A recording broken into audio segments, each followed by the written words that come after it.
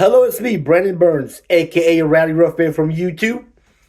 Hello, my YouTube friends. I know I haven't said that catchphrase in a while. Maybe I need to again. I don't know. I haven't said it in, I think, 2 or 3 years ago. I can't remember right now. I'm sorry. But anyway, in this video, I wanted to do a. I don't know. I don't know if it's going to be a review. I just want to tell you this Blu-ray of wrestling I have. My good friend here on YouTube, Jamming Music Man, James Green, he gave me this last year for Christmas, and I was supposed to do, his trademark Christmas video packages, open up the stuff he gave me on, for Christmas. I always do that. I didn't do it last year. I just forgot to. I remember he gave me this and DVDs of, which one was it? I know it was The Beautiful People. I think it was Velvet Sky, yeah. I can't find those DVDs anywhere. I'll have to find them and review them too. But I remember he gave me this Blu-ray. I know he showed this Blu-ray on his YouTube page a while back. But it's WCW Money Nitro Season 1 from September 1995 to December 1995. You get the very first episode of WCW Money Nitro on September 4th, 1995, where Hulk Hogan took on Big Bubba Rogers, a.k.a. the Big Boss Man.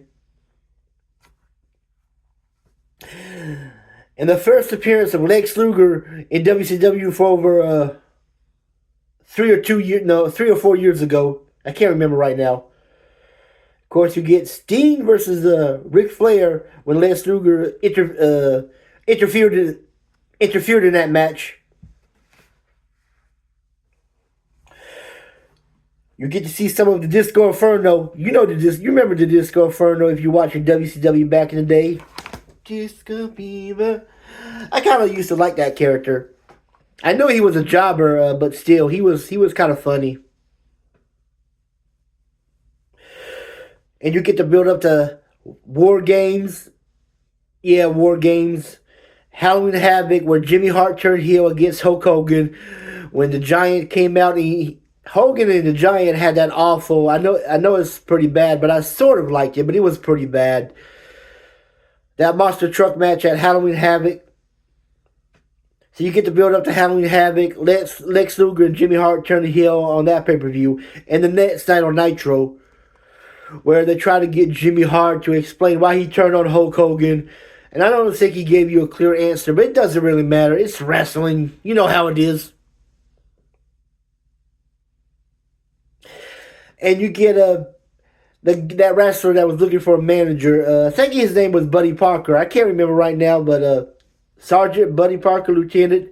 I remember the one Nitro where Mean Gene was interviewing Jimmy Hart, and he was like, "I'm looking for a manager. And Jimmy Hart was like, "Well, take a look at my manager, baby. Look at the total package, Lex Luger. And then take this quarter and find you a manager." Ha ha ha ha. Man, Jimmy Hart was such a badass heel. Him and Bobby Heenan. And of course, we get the late Stephen Michael doing commentary for 96. I'm sorry, for 95 and half of 96. But this is from September to December of 95. So maybe one day I'll get season 2 of WCW Nitro, the whole year of 1996. Oh, that would be amazing. We finally get some of the NWO Nitro segments. That would be so cool. But right now, I just have the first one on Blu-ray. But like I was saying, you get Steve Michael as a commentary. He and Bobby Heenan, they was always fighting each other on the commentary. Was Eric Bischoff before Eric Bischoff became the stereotype heel president of WCW. I mean, when he joined the NWO, he was just like Vince McMahon, the babyface commentary. He was already the president of WCW, but so 95, you get them as a commentary team, and sometimes Stephen Michael would bring out his Chihuahua Pepe. What else you get on here? I'm trying to think of what else you get on here. I mean, you had the build up to Starcade, and the angle where Bobby Heenan was making a deal with New Japan. No, it wasn't New Japan, but something with Japan at Starcade '95. If the manager Sonny Ono and his Japanese wrestlers, if they won all the tournament at Starcade '95, the Battle Bowl, not Battle Bowl, but whatever I forget what you call it. They would took over WCW. But that didn't happen, luckily. And you get the build up to World War III. That was their answer to the Royal Rumble. Yeah, it started at Halloween Havoc, where the Giant thought he won the WCW World Title. Him and Yeti, Jimmy Hart and Lex Luger, when they whooped Hulk Hogan, they kicked his butt. And the Giants thought he was going to be the world champion, but that didn't happen. So the title was vacated. And that World War III, that was their answer to the Royal Rumble. I always say that, but I just love saying it. November before Starcade was WCW's WrestleMania. Whoever would win the world belt, they would be awarded the world title. Sort of like '92 Royal Rumble, where Ric Flair won that match. Of course, the Giant didn't win. Randy Savage won, but Hogan, he didn't really go through over the top rope. The Giant pulled him under the rope, pulled his body under the ropes. I mean, let me start over. You know I fuck up these videos all the time. Yeah, the Giant, he pulled Hulk Hogan's body under the ropes. So Hogan wasn't really eliminated, but they just gave the title to Randy Savage anyway. Of course, Randy Savage, he lost that belt at Super Brawl to the Nature Boy. Woo! Yeah, you get the build up to World War III, and also I forgot to mention, in December of '95, where Medusa returns to WCW. She was formerly Alundra Blaze, the WWF Women's title. It was the WWF back then. She threw the title belt in the trash can, and she said, "This is where they call WCW the big boys play. But this is also where the big girls play." And I heard they were supposed to make a WCW women's division, a women's world title, but it didn't happen. Bad luck, but she was blackballed for WWE for a while. I say she got inducted to the Hall of Fame, but I haven't watched WWE in a long time. I miss old school WWE, WWF. Yeah, I miss those days. But anyway, this is the first season of WCW Nitro, September 4th, 1995 to late December 1995. I forget what day the last Monday was in December 95. I would look it up, but I don't want to. But you know what I mean, but yeah. And of course, on the first Nitro, you get the late Brian Pillman facing Justin Sunderlagen. I never say that Japanese name right, but yeah. And there was a time when the Four Horsemen was going to reunite with Brian Pillman, Arn Anderson, and Ric Flair. And St. Christopher Wild was going to be the new member, but Brian Pillman, he left the WCW in 96 for the WWF and to feud with Steve Austin. You all know that feud with him and Steve Austin. They were the WCW tag team partners, the Hollywood Blondes.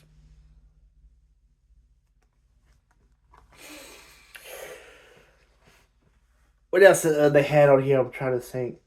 You just get excuse me for a minute. Sorry, I had to go to the bathroom.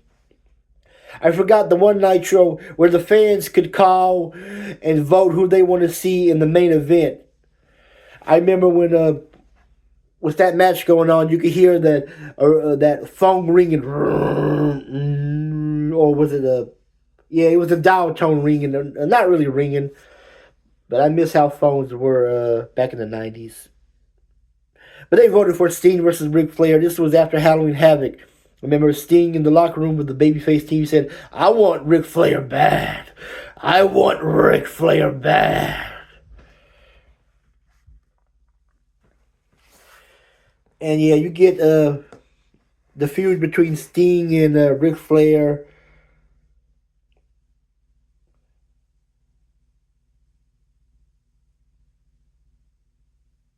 What else you get on here? I'm trying to make this video a little longer. Trying to think, what else you get on here?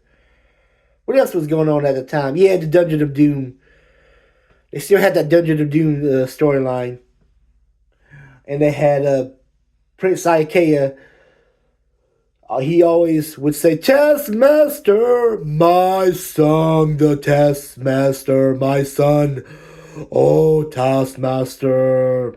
One Nitro, the beginning of the show where Eric Bischoff, Bobby Heenan, and Steve Michael were talking, that's when the Prince Ikea interrupt, sitting on his throne. He said, Taskmaster, my son, the Taskmaster. I always liked when he did that part.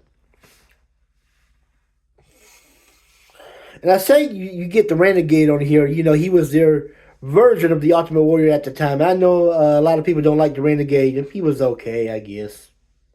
I always felt bad for him back in the late 90s where he killed himself. Trying to think what else you get on here. What matches? What was another match on here? I'm trying to think.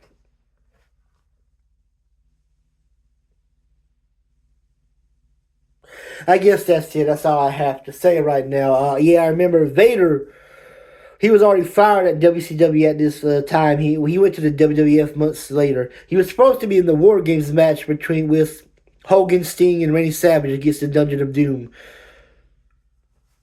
But they decided to put Lex Luger in his place.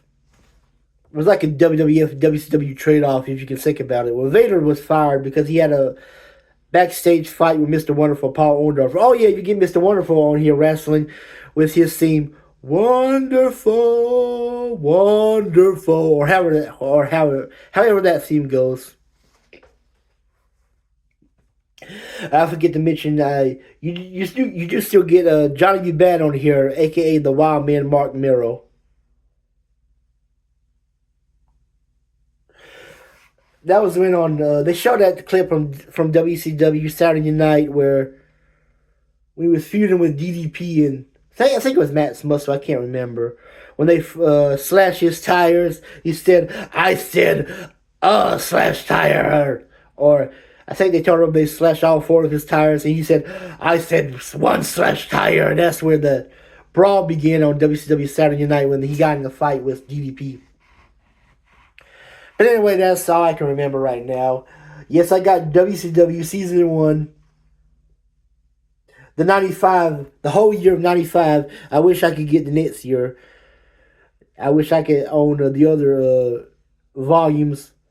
95, Season 1, Season 2, 96. Season 3, 97. Season 4, 98. Season 5, 99. When WCW started, was really going downhill, but I still want to see it anyway. I don't care. And WCW Season 6 and 7, 2000, 2001, where the WWF finally bought WCW, and 2000, most of the year 2000, the Vince Russo era. Oh God! And I wish I could get the first volume of WCW Thunder 2. I think WCW Thunder premiered in 98. Was it late 97? No, it was 98. But anyway, that's all I'm going to say in this video. This was given to me, like I said, from James Green, a.k.a. Jammy Music Man. And he is going to give me another Christmas package. I'll do that video whenever his packages come in my mailbox. But, yeah, if you can get a copy of this, you should check it out. It's so freaking amazing. But anyway, that's it. Please subscribe to my channel if you want to subscribe to my channel. You don't have to like me. You don't have to respect me. I just need more subscribers. I really do. I don't care if you like me. I don't care if you respect me. I just need more subscribers. Anyway, that's it. I'm out. Have a good night.